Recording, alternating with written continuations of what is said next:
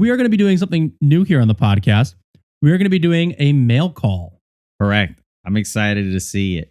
So as many of you listeners know, Cruz and I are avid toy and video game collectors. Don't mind as I just brandish this box knife on our YouTube video.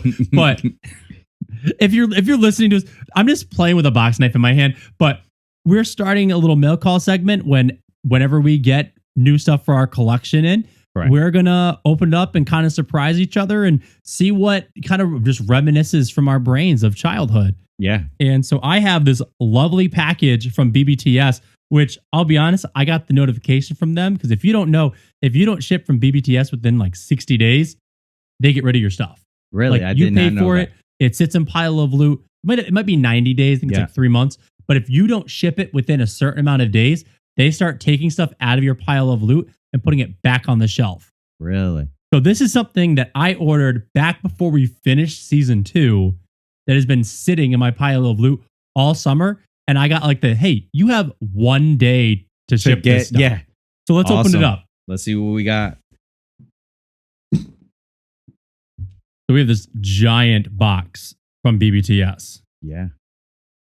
What is it? What is it? Ooh. So you know what's like my favorite toy line to collect? Street Sharks. Dude. So we have Ripster, Jab, and Slash from the Street Sharks, Mattel's 30th anniversary line. Awesome. Dude, we have talked so much about Street Sharks here on the podcast. I know.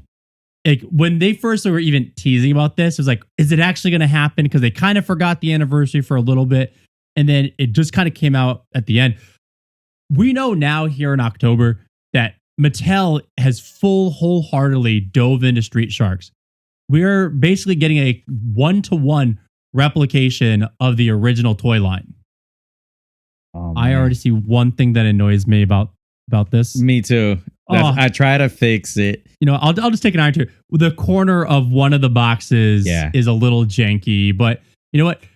For sitting in a pile of loot for practically 90 days, and then being shipped and sitting in a box, these look really good.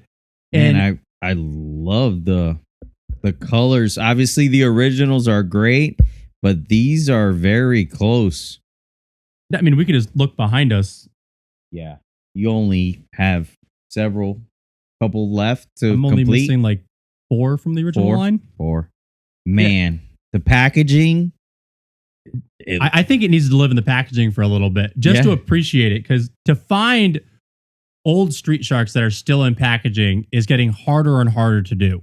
And the cost of buying complete in box is getting out of hand. Just the box for like Man to Man the other day was going for like $200. Man. Just the box, not the cage, not the figure, no accessories, cardboard for $200. Dude, it looks great. But let's see, there's still some more stuff in this box. What else is in there? So other than other than Street Sharks, I also love collecting Transformers. Okay. So is this Frenzy right here going on? Dude, have you seen the whole debate of Rumble and Frenzy? No. So in the cartoon, Rumble was red and Frenzy was blue, but the toys were reversed. So I have to look into this because I'm not sure if they did it accurately with the studio series. But now I have both Rumble and Frenzy from the studio series.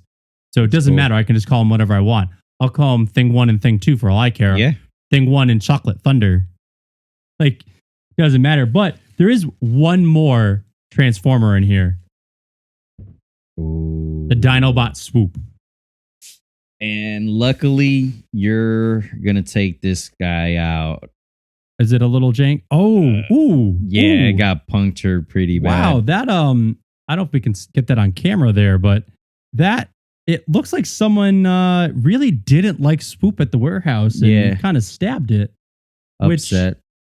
One thing that I do like that Big Bad Toy Store does do is you have the option to purchase at the regular level, the collector level, which is they put your boxes in a box protector before they ship them. Okay. Or you can get like the subpar damaged goods. where the toy is perfectly fine and it's just the cardboard that's messed up. Yeah. However, I didn't pay for messed up cardboard. And while I don't care about it, Yeah. it's stabbed all over it. Man, people just did not like Swoop. Yeah. I mean, I also let it sit there for like 90 days, but luckily for you, you take them out. So yeah, I feel like this is one of the modern lines that I actually do. Yeah. I do like displaying. I like the creative, like 1-to-1 replicas of the Dinobots.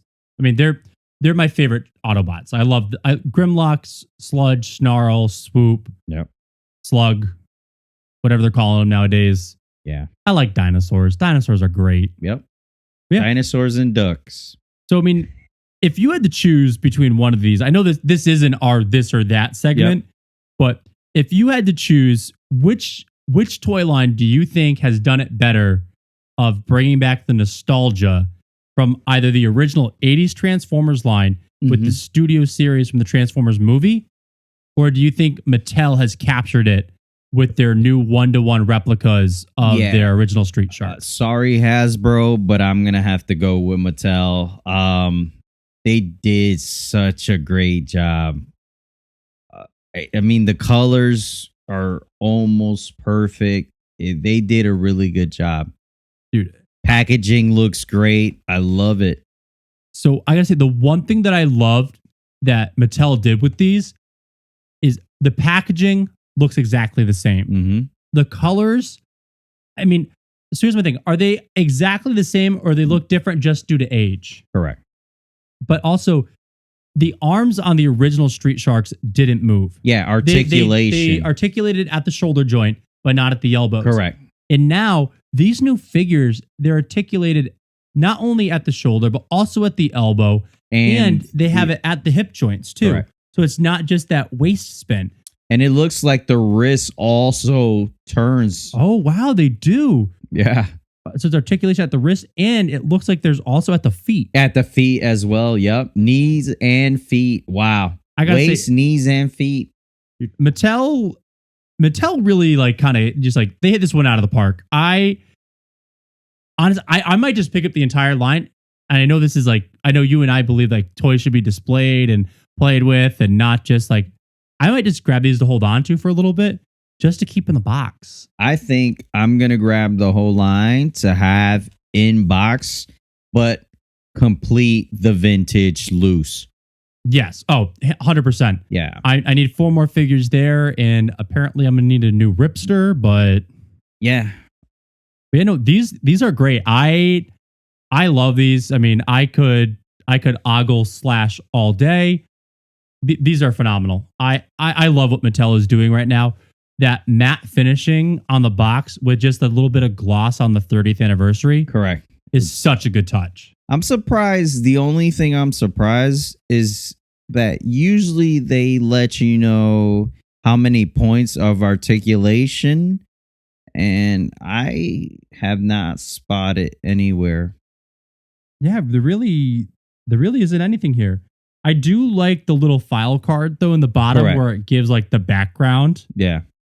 And it gives you like the action that the character does as well on the side. I think the other really nice thing about these Street Sharks, the original figures were very hunched over, and they were kind of, I'll be honest, if you look at the original Street Sharks, they kind of look like they're in the middle of taking a poop. Yeah. But these ones, they actually stand up.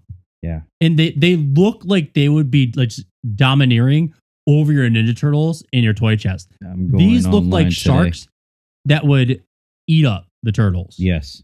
But great pickups. Dude, great pickups. We'll have more in the future. But what do you say we go on to this or that? Let's go.